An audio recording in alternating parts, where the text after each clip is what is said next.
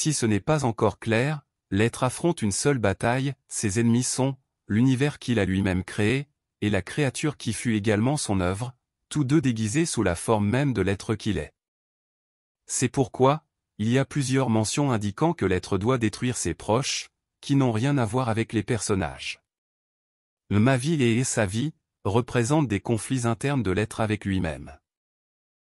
La vie présente un paradoxe, elle engendre des actions, qui sont à la fois des conséquences et des déclencheurs d'autres actions, que l'être ne souhaite pas accomplir, mais finit par réaliser.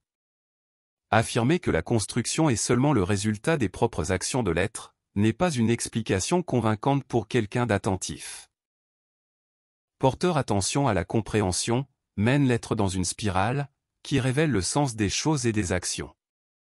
Le manque d'attention à la compréhension, maintient l'être piégé dans le cercle d'une vie dénuée de sens, le soumettant aux limites, et aux impositions des explications provenant des sciences, des religions, et des institutions éducatives. Celles-ci tentent d'apprendre à l'être à vivre avant et après la mort, tout en lui imposant la peur, la honte et les préjugés, nourrissant ainsi ses doutes, surtout en ce qui concerne lui-même et ses capacités. La création, dans toutes ses parties, est transitoire et illimitée à l'intérieur de ses propres limites. Toute action qui n'est pas comprise, ne devrait pas donner lieu à la suivante, car elle perpétue et étend l'ignorance. Les pleurs apparents face à la perte sont, en réalité, les pleurs de l'ignorance. L'être qui possède la connaissance, ne pleure pas, car sa conscience le place dans tous les temps et espaces, le libérant de tout corps, qu'il soit dense ou subtil. Le moment de folie représente la transformation d'un être qui commence comme questionneur, et culmine en sage, dans une science unique qui dissout et absorbe l'être scientifique lui-même.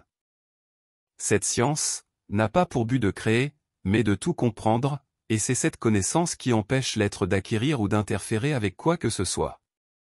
La vie continuera à être aléatoire et indéchiffrable, sauf pour l'être qui comprend désormais le but de l'existence, et le lien entre les êtres et les choses.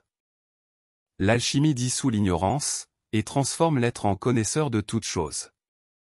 Cet être agira et réagira de la même manière qu'auparavant, mais il ne sera plus le personnage, mais bien l'acteur conscient, maître de lui-même, du temps et de l'espace. Cet être transcende et surpasse tout ce que les drogues insinuent et qualifient de folie.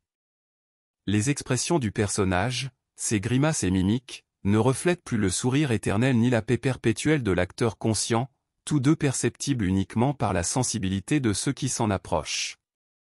Il s'agit d'un être qui semble être et appartenir à un univers qui, en réalité, lui appartient. Le mot fantaisie décrit cet univers et tout ce qui le compose.